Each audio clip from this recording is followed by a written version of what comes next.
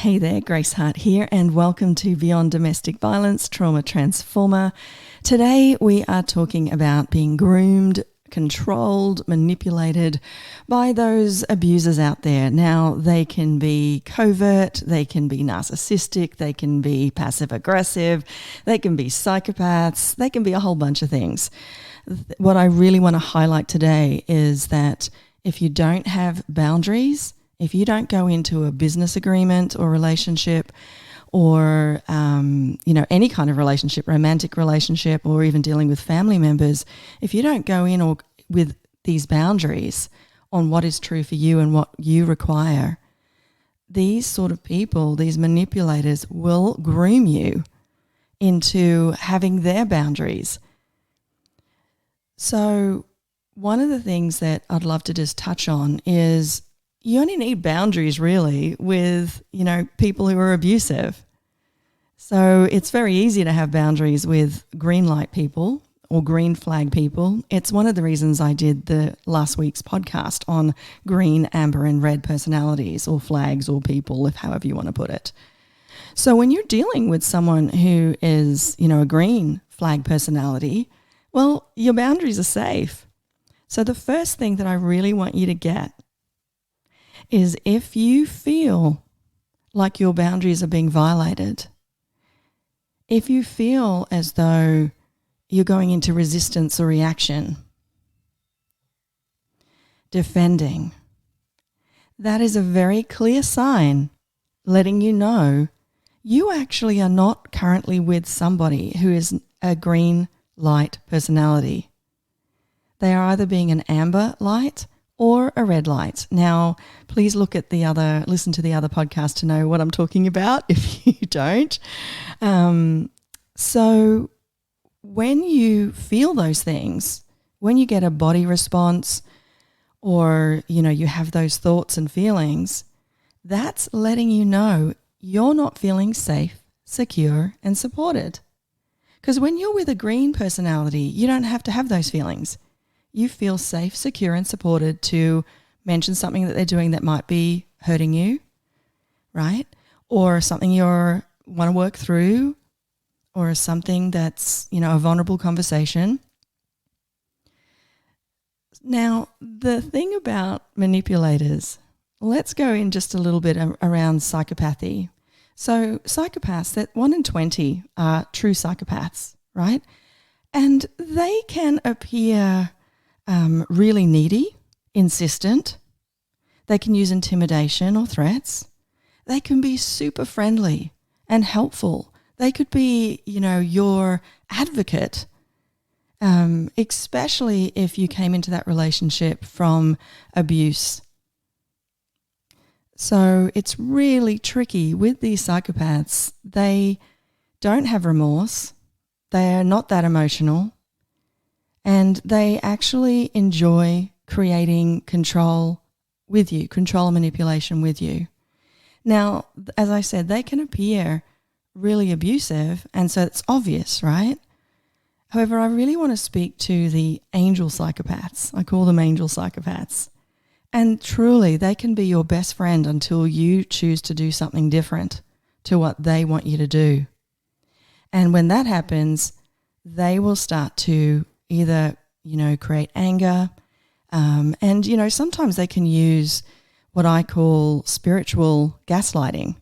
And how that looks like is to talk about it as far as what you're doing and how you're behaving.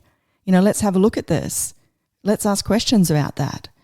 And so you've really got to be clear, is the energy that I'm actually are these questions being asked to groom me into a certain way?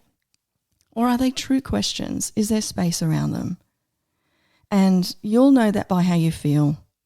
If you're feeling anything other than space around you, then you're with either an amber personality or a red personality. Now, it's super important to not go into absolute judgment. It's like star signs. They're just signposts. So you don't turn around and go, oh, they're definitely a narcissist or they're definitely this or that. What I'm actually asking you to do is pay attention that if you're able to speak totally freely at all times with this person and you don't feel wonky or weird, great. If you can speak about anything, something vulnerable to you or something that you're asking them to have a look at in themselves, or you're stating a boundary like, I don't want to do this anymore, or it doesn't work for me doing this anymore, and you don't get an actual space to be received, if they come back at you with a push or silent treatment. So really look at this. So boundaries, if you don't create boundaries for yourself, the manipulator will create them for you. And as I said, if you got into a relationship, I got into a relationship very young, and so I really didn't have boundaries. It wasn't talked about. And so over the years, I didn't realize, but I was just becoming what they wanted me to become. And because some aspects of that was really positive, it felt like I was actually growing. So when you look at boundaries for yourself, I read a really great article. It was the Australasian Journal of Correctional Staff. So it was speaking to people in the correctional system so they don't get manipulated by psychopaths, sociopaths, because a great percentage of people in incarceration, they do have those personalities. And one of the things they talked about was the 4 main risk factors for manipulation. So one is situation. Are you exposed to these people? And, that could be anything from, where do you hang out? Or is your workplace one where people who are, volatile or vulnerable personalities, you're exposed to them, like in the prison system, for example? Are you in a helping role? Because that can expose you to victims who victimize. And also, interestingly enough, they talk about, are you independent? Are you an independent thinker? Or do you have authority or influence? Because these sort of people, psychopaths especially, tend to go into law, tend to go into politics, tend to make sure they're in all these sort of committees, if you like. So they have access to all this influence so they can have more control and power. So that's the first one, situation. Where do you put yourself? Who's around you? What are you exposed to? What sort of personalities are you exposed to? The next one is personality. Now, I've spoken to you before, manipulators choose super kind people. So are you kind, compassionate, ethical? Do you believe in fairness? Do you have a positive, optimistic, hopeful attitude? Are you analytical? Intelligent? Do you like solving problems? Are you results focused? Are you a perfectionist? A peacemaker? Do you strive for harmony? Do you have a forgiving personality? Are you an independent thinker? Now, if you're yes to those, that actually puts you on the category for being manipulated, believe it or not. The next one is attitude. So are you self-assured and complacent? Like, yeah, I've got it. Yeah, that doesn't bother me. Or do you feel superior? Like, yeah, no, I can tell all psychopaths I've got this nailed. Or are you used to using, mental or political tactics? Is that part of your work environment? This all exposes you to being manipulated. And the last one they talk about is vulnerability. And vulnerability in the sense of that you haven't actually experienced being conned or abused before. Because guys, we don't think like them. We think that everyone's as honest as us and as kind as us, and it's just not true, guys. So, are you isolated? Do you have a lack of support around you? Or have you been bullied in the past, especially as children? Have you been hurt emotionally? These all put you in target range of psychopaths. Now, this is somewhat related, but I wanted to throw it in. When you're dealing with these kind of people, the first thing they do is idolize you. You're amazing. I'm so grateful I met you. I could not have done this without you. Or love bombing if it's a romantic relationship. You know, you're beautiful. I can't believe how lucky I am to have you. The second stage is devaluing. Now, devaluing is a really interesting one. And when I say first stage and second stage, they tend to sort of jump around a bit when you're in relationship with these sort of people, right? So it's not like you do the first one and then when you finished and completed that, then you go into the devaluing. So you can be idolized and devalued at the same time. And they tend to do that, which is another type of manipulation, because you feel so good in their company, yet there's this other side that you just feel really uncomfortable with. And if they're covert in their manipulation, you'll just feel a weirdness or an unwillingness to actually go forward and speak up on what your boundaries are. Or you just allow your boundaries to be violated, right? And they love that because every time you connect with a psychopath or a narcissist or an abuser, if you show them your boundaries and they manage to go through them once, twice or whatever, that lets them know that you're controllable and abusable. So the devaluing stage can look obvious, like ghosting, silent treatment, but it can also look like they're not that keen to talk to you, or they said they were available but now they're unavailable to talk to you, or they seem distant when you talk to them, or they minimize what you're saying, or they deflect onto you. Devaluing it makes you feel that there's something wrong with you and you don't know why. You just feel wrong. You feel like you shouldn't be there. It's not the right time to speak now. You're monitoring, is it the right time? And it's not coming from a healthy perspective of, when what's going to create the greatest, talk now or talk later. That's a very different energy to what I'm talking about. Devaluing is, do they look angry? Is now a good time? Like, do they seem like they might be able to receive me now? And there's this underlying wrongness, like your boundaries are something that you need to fight for. Now, guys, the other thing about boundaries is that you don't need to explain them. Boundaries are boundaries.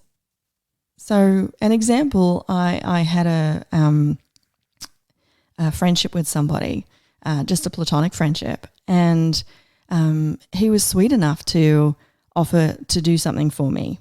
And then when I talk about the energy was light. In other words, there was a lightness around him doing it. I didn't feel like he didn't want to do it, and it was a very simple thing for him. And the only thing I requested was that it's not dropped at my home, because I have a very private home. I don't like people knowing where I live, and that's due to past relationships. So I'm very private where I live. And this person, I made it clear. I actually said the words, "It doesn't work for me for you to come around and drop this thing off with somebody else." So it wasn't about him coming around. It was that there was another person and I didn't feel comfortable with that person coming around. So that's a clear boundary. I said it doesn't work for me. Now, without going into sort of all the he said, she said, basically this person arrived with this other person on the property and while I was away. Now, when you look at things like this, it's very easy to go 6 and 9. Now, what I mean by that is I've drawn a line a number in the sand, number 6, but if he's standing on the opposite side of that, he sees a 9. So he would have had all his rightness for doing that, right? And I would have mine. However, we're talking about boundaries now. We're not talking about right and wrong or good and bad. And so I was very clearly stating my boundaries. I didn't go into reason and justification why I had them. I just said the words, "It doesn't work for for you to come with another person to my property." Now, I can totally see that there's two sides to his story. If he was a kind person and truly just didn't think, you would get a different energy. And it's so important for you to recognize, is this person truly just a kind person, just wasn't thinking, maybe just didn't even register what you said, or did they actually register it? And the only way you can truly know that is by the energy. So this person's energy, what I realized when I was learning about, the amber personalities, I got he's an amber personality. He's actually a really sweet person and he's got, lots of great things going for him. However, there's that part of him that doesn't work for me from a friendship point of view. And so I was actually chatting with a friend who's also a counsellor, and her response was really interesting. She said to me, it doesn't actually matter. You stated a boundary, and he disregarded that. Now, one of the things that I really want to be clear with, when someone receives that information and discards it, that's a red flag. And one of the ways that you can, if you are new to this, is ask questions.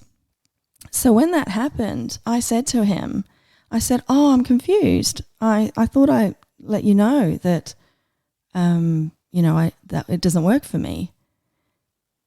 And I didn't get a green light response. I got more manipulation, more reason and justification, etc. So one of the things you can do is ask qualifying questions.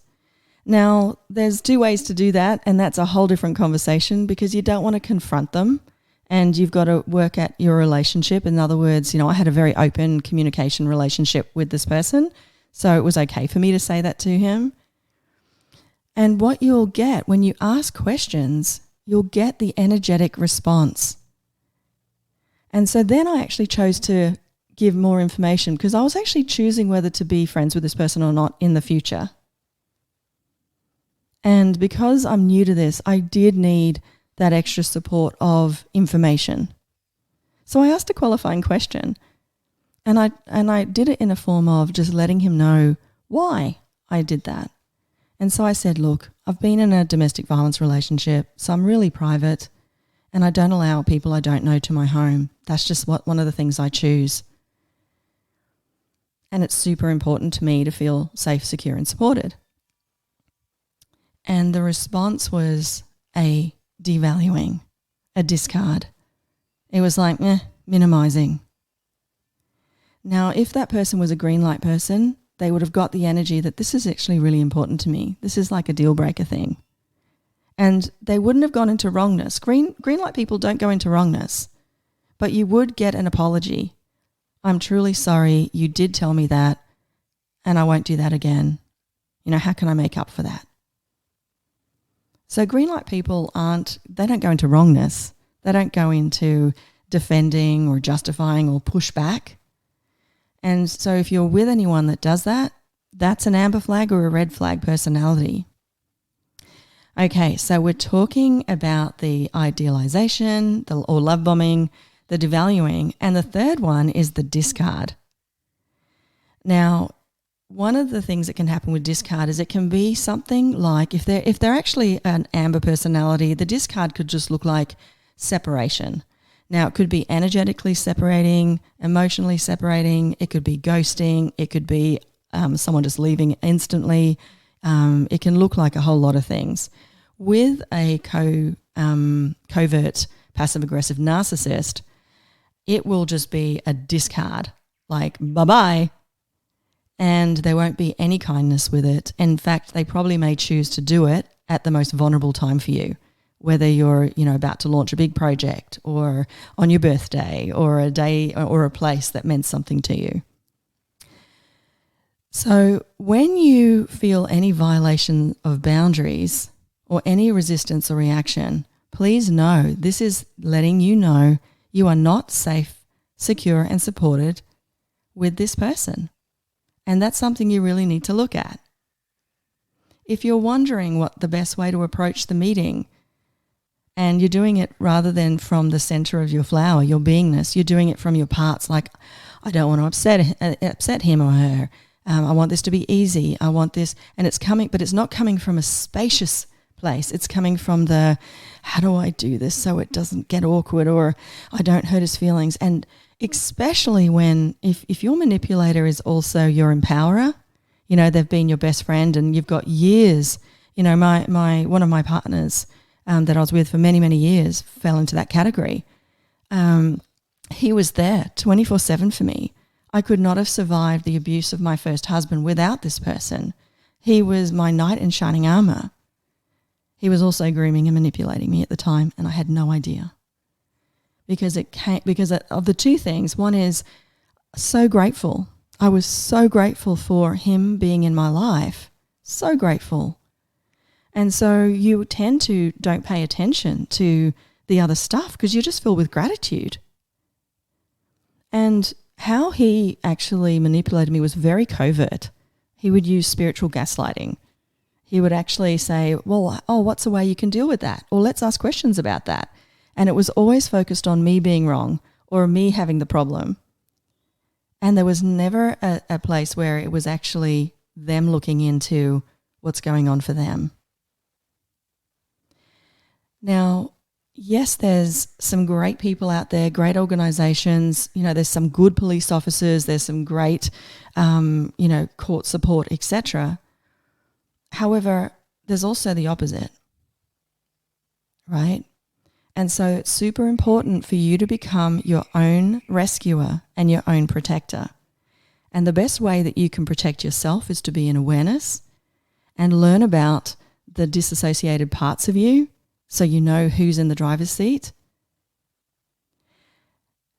If you don't actually choose awareness and choose to be your own rescuer, two things happen. One is you're going to get abused. But the other thing that happens when you choose to do this, when you choose to actually become more aware, educate yourself, inform yourself, and also function from more awareness than thinking or judgment,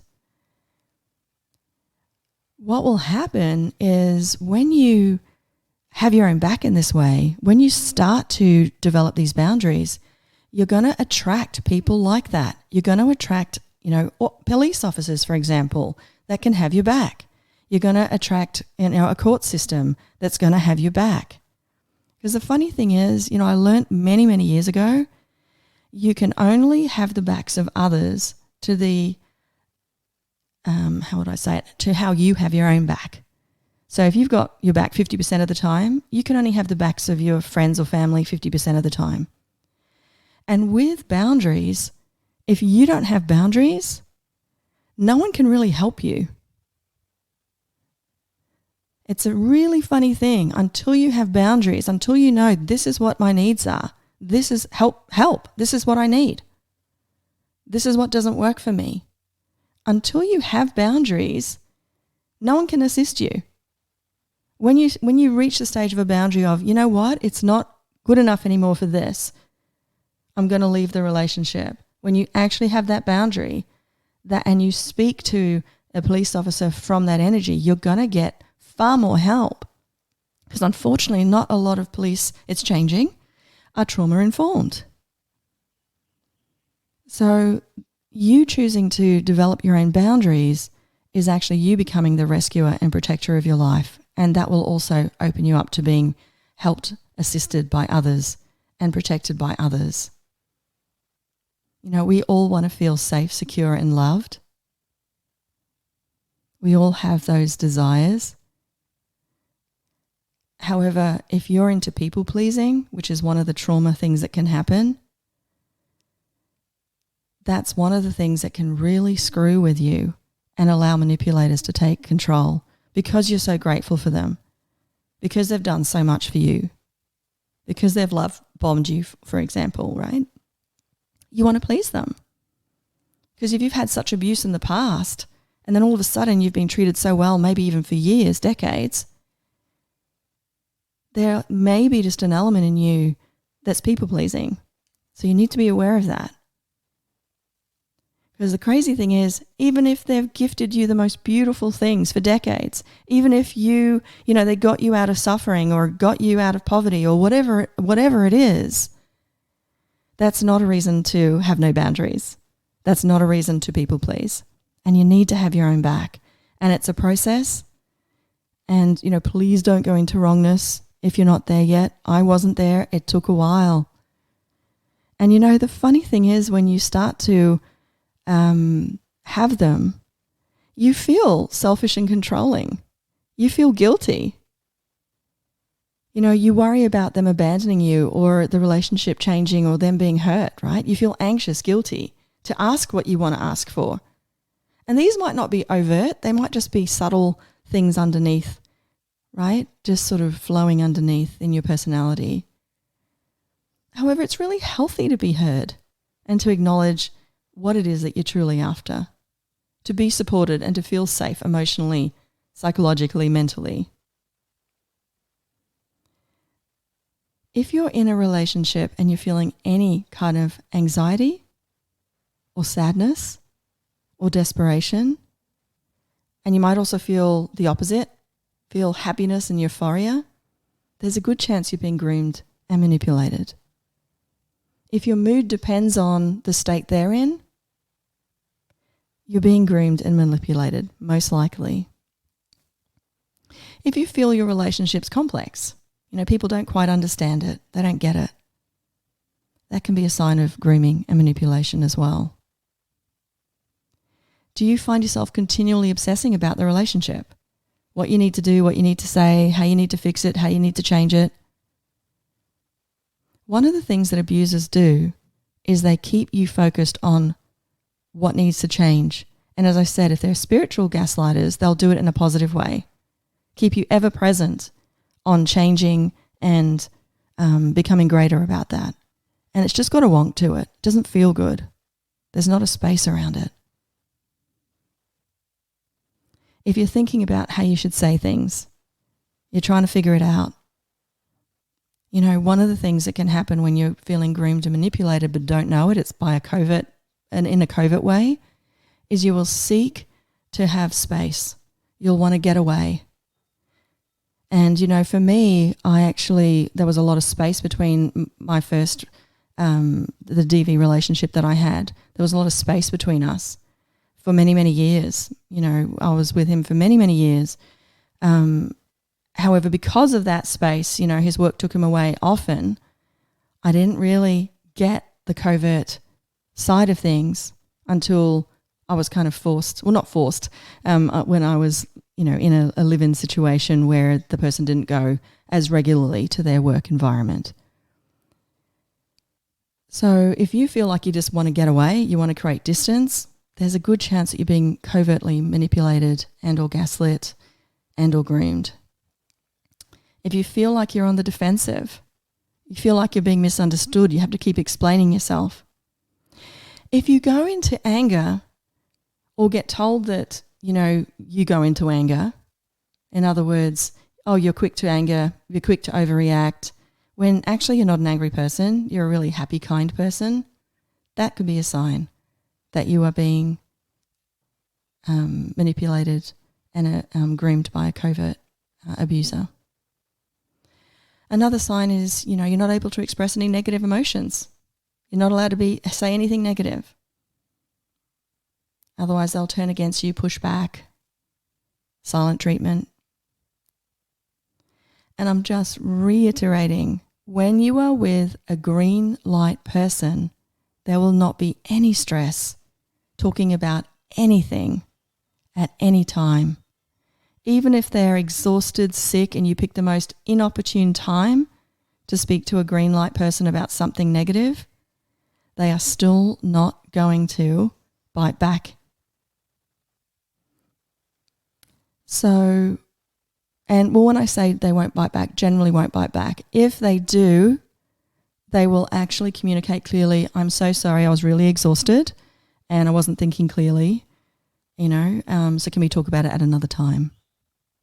So, there's a cleanness in they're able to self-reflect. Green light people can self-reflect. Amber and red lights don't self-reflect at all. Ambers can pretend to self-reflect till you go to a place that they don't want to go. So one of the things that you've got to really dive into is making a list. What are your boundaries? What will you not accept anymore? Because there's actually rights. We have rights. You have the right to experience what you feel and express them. You have the right to express your opinion. You have the right to decide what your priorities are. You have the right to be independent.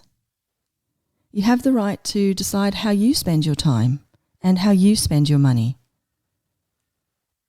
You have the right to choose how you live your life. You have the right to change yourself, your behaviors, your values, your situation. You have the right to change your mind, no matter how good someone's been to you. You have the right to make mistakes. You have the right to develop and express your talents and interests.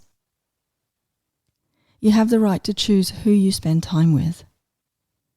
You have the right to choose who you spend your body with or share your body with. You have the right to be treated with respect, to be listened to, and listened to respectfully. You know how when someone listens to you, but they're not really listening, they're just coming up with their ammunition? You have the right to set limits and boundaries and say no. You have the right to walk away from a relationship.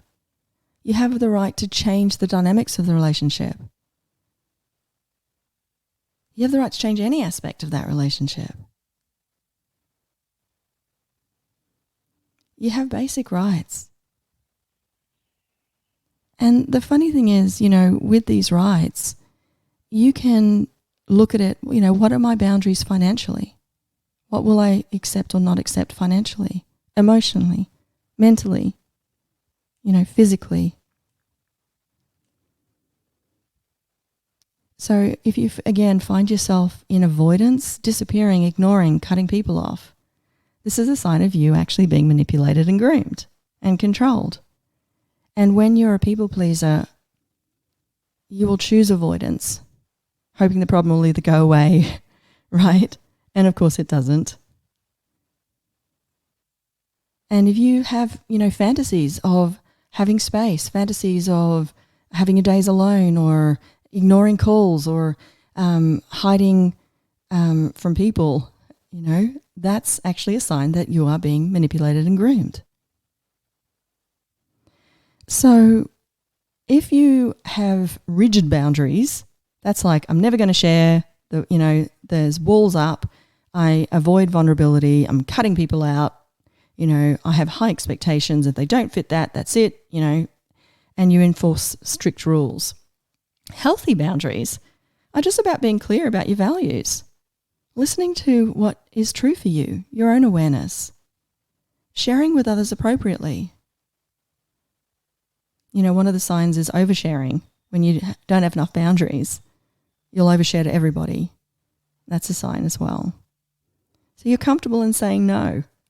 You're comfortable hearing no and not taking offense to it. Now, when you say to someone what your boundaries are, if they're a green light person, they'll totally respect that.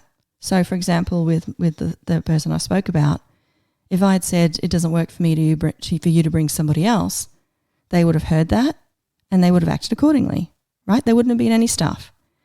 And if they couldn't come without that person, they'd say, okay, it doesn't work for me to not have that person come on the property. And then that's fine because I'm a green light person. I go, yeah, no worries. We'll just pick another time for me to receive that stuff. There'd be nothing, or there'd be just drop it in the letterbox, or, there'd be some sort of healthy, spacious negotiation with no one being wrong and a total respect of each other's boundaries. That's what that looks like. And if you're not getting that, you need to acknowledge you're with an amber personality or a red personality, most likely. So what can happen to give you sort of clues if they push back? If you sort of say, no, that doesn't work for me, and they push back with, oh, why not? Or, oh, gee, that's a bit, you're being a bit sensitive, or whatever their story is, that's a sign that your boundaries are not being respected. Another one is testing your limits. And the interesting thing about this one is more about pathological narcissists or psychopaths. They love testing limits. It's a bit like a dog, when you sort of say on your mat and then the little paw comes off and then it gets to the, very soon half the body's off the mat, and then that's what can happen with boundaries. So be aware of that as well. Are they testing your limits? Because if you allow them a little bit on your boundaries, then what that's communicating is they're not really boundaries and they can still do what they want to do. The other one is ignoring. They just ignore it altogether. So, if I say it doesn't work for me for you to bring someone and that just gets ignored, that's a boundary violation. If they rationalize and question, again, you've got to get the energy behind that. Because sometimes if they're asking questions, it can be that they're a green personality and they're just truly asking questions. They need that extra information. And that's fine. If he had said, hey, I'm confused or I'm curious, like, why can't I bring that person on the property? Then I would have given them the answer. However, if they're asking from a judgment, or you get that energy of just making you wrong, or the push energy like I want to do it and, you having this point of view isn't working for me, so I'm going to push. So rationalize questioning. They can get defensive. They can ghost you. They can use silent treatment. And they can also use acceptance. And it's really interesting, acceptance. Acceptance is like, oh, you've got that problem, so you're wrong, and I accept that you've got all this messed up stuff. So, it can look like that. So I guess what I'm saying more than anything else is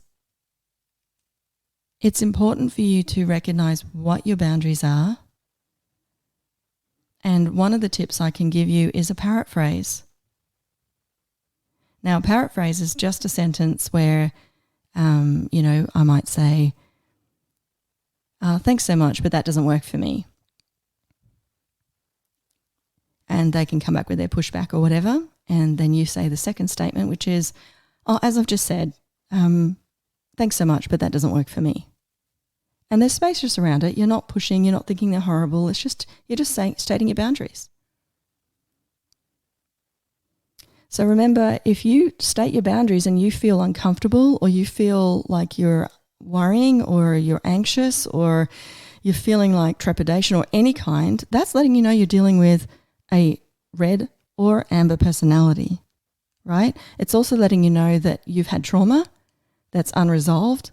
Because when you have boundaries and they're clear and safe and your personality hasn't been hurt, there hasn't been an injury to your personality, then there's none of that. You're just stating like, that's a blue light, that's a green leaf, that's a yellow flower. There's no stuff around it.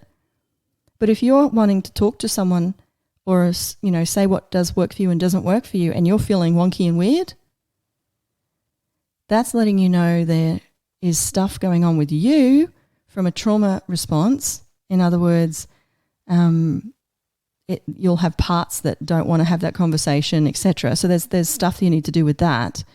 But it's also letting you know the person that you want to talk to you're not feeling safe, secure, and supported with them. If you were, you would not have any of those feelings.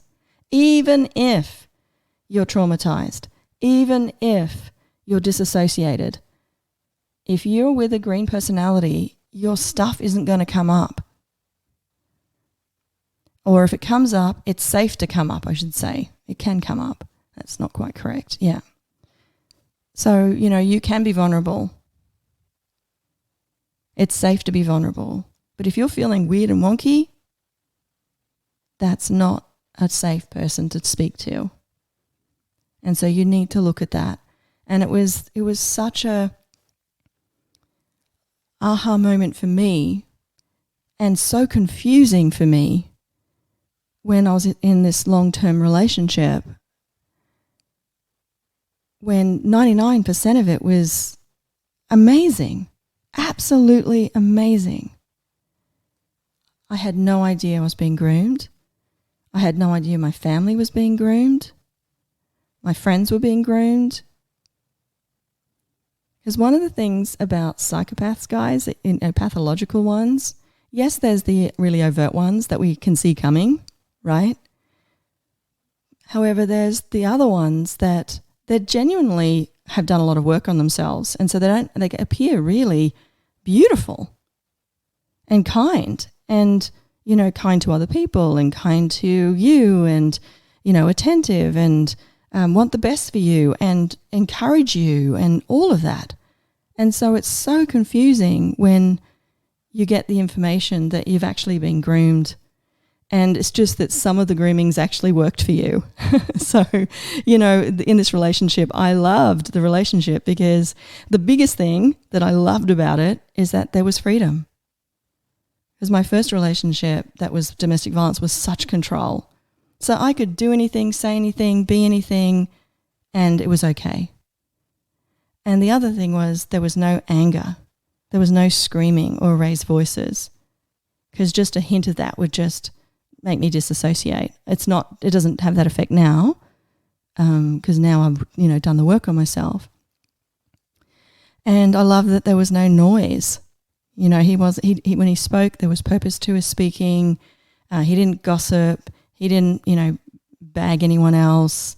And the things, I guess the highlight was I could do what I wanted to do, and he was fun. He was fun and light, and there was so much ease. Nothing was hard work. There was just ease. Even talking about parenting, it was just like, what do you think? And, so one of the things that can happen is, and it was, described by a profiler, that there are some covert abusers that mirror what it is that you need to feel safe, secure, and supported. And that is part of the love bombing stage. And they don't mind doing it because there's a payoff. They've got you. So they will keep being that knight in shining armor for you, or that rescuer, or that kind person, or that, supporter, empowerer. They'll keep being that for you because that hooks you in, and there'll be a payoff for them. And you won't know what the payoff is until you ask for that to be cited. And, I can't actually go into at this time what that was for that second person, but it was something that I had not even entered my consciousness.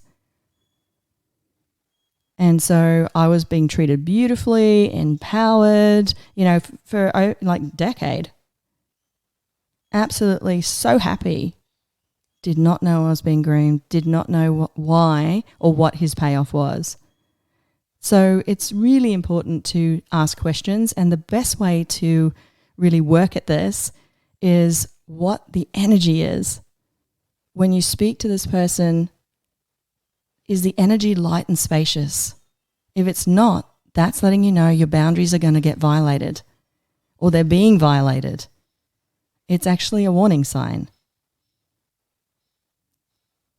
So hopefully that's given you, I've spoken a bit today, so I haven't even gone through half of my notes, so I may do some other things on boundaries down the track, but I think I've given you a little bit to go on. So just remember, if your boundaries are being violated, you may become easily overwhelmed. You may seek others' approval, like, what he's doing or what she's doing. You will want to separate yourself, put some distance. You might have social anxiety, like I don't want to talk to anyone more. I don't want to deal with anyone at the moment. You might find yourself saying yes when you want to say no, feeling guilty, adopting someone else's ideas or beliefs just so they'll accept you. Not willing to call out someone who mistreats you. Not communicating your emotional needs, avoiding difficult conversations, doing things out of a sense of obligation because they've been amazing for you, rather than actually honouring your boundaries. So there's lots of things that I realise now for myself. My issue was boundaries. I had no idea. I had no idea what they were.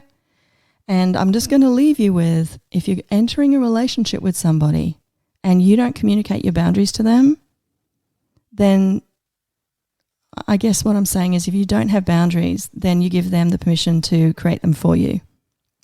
and override them. Whereas if you actually communicate them and then be aware of what you get back, do they push back? Do they give you silent treatment, etc., you're going to know who you're dealing with. And if you're not willing to have those conversations, then please do some work on your boundaries. I'd love you to get to the stage where you're able to have them and not feel wonky or weird about them. And the day that you can have them, where you can just have them with the energy of, there's a tree, there's a flower, these are my boundaries, and if it's violated, you know exactly how you feel about that and what you choose with that.